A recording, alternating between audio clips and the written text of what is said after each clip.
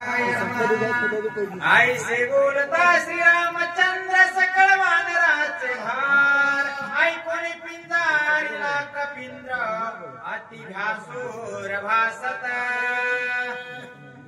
ओम अध्याय वेद प्रतिपाद्य जय जय संसर्जा आत्मरूपा देवा गणेशु तुझ सकलमती परकासु मनी निवर्ती दासु अवधारे तुझे ज्ञानेश्वर महाराज की जय। गौरी पुत्र गजानना कौशल्या पुत्र रघुनंदना अंजनी पुत्र हनुमंता चरणी ठेवून माथा वार करी संताच्या राजा रामचंद्र भगवान की जय।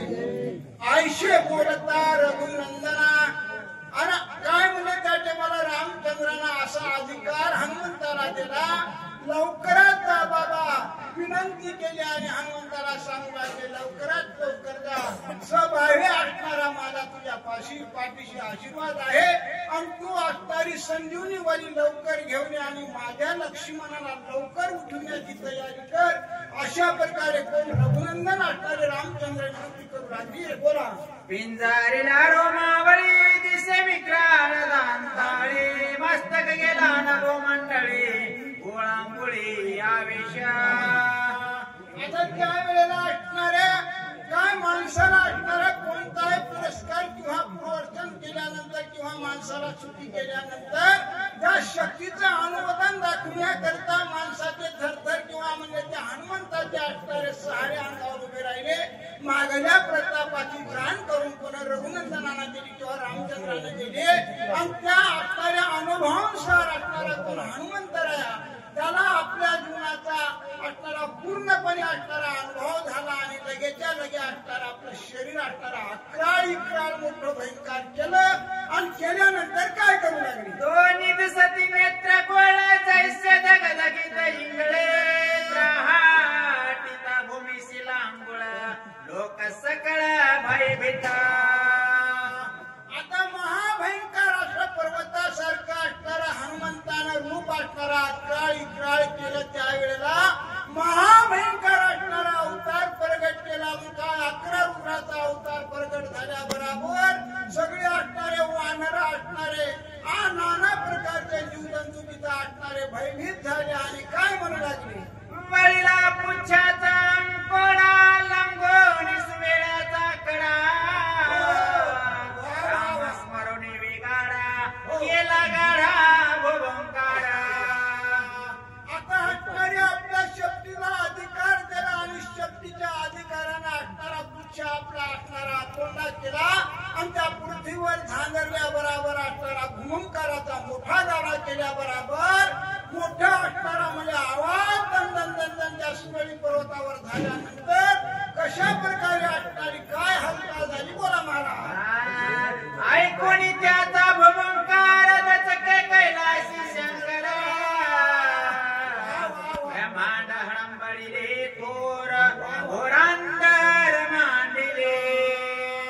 त्या वेळेला असणारा भूमंकाराचा गाडा केल्याबरोबर कैलासामध्ये असणारा शंकरापर्यंत असणारी कोठ कैलासपती शंकर दचकले आणि असणाऱ्या आवाजामध्ये असणारे लोक सगळे लीन झाले। बाबा हा एवढा आवाज असणारा कोणाचा कशा प्रकारे कशामुळे आला म्हणून सगळ्या भयभीत झाले। बोला आकाळ प्रलय कायसा सृष्टी प्रलय रुद्र निमती दृष्टी इंद्रादिक पडिले संकटी प्राण कंठी दाटले।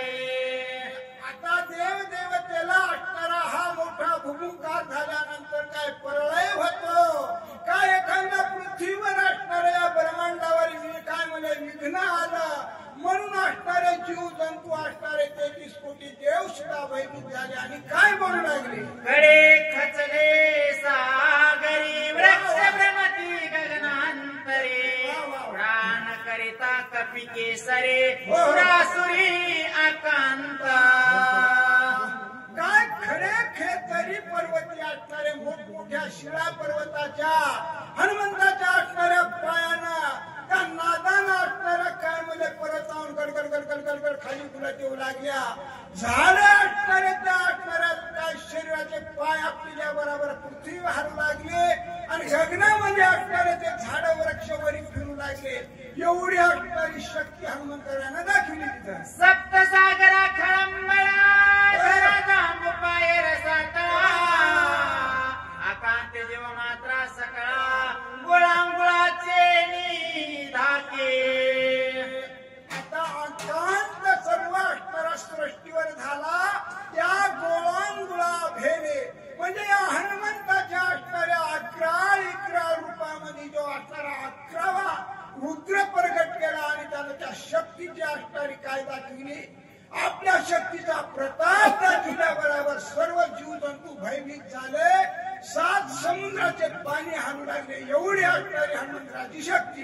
करोनिया राम नाम स्मरण सवेग केले उडाना न लागता दक्षिण सागर संपूर्ण कर्मीला.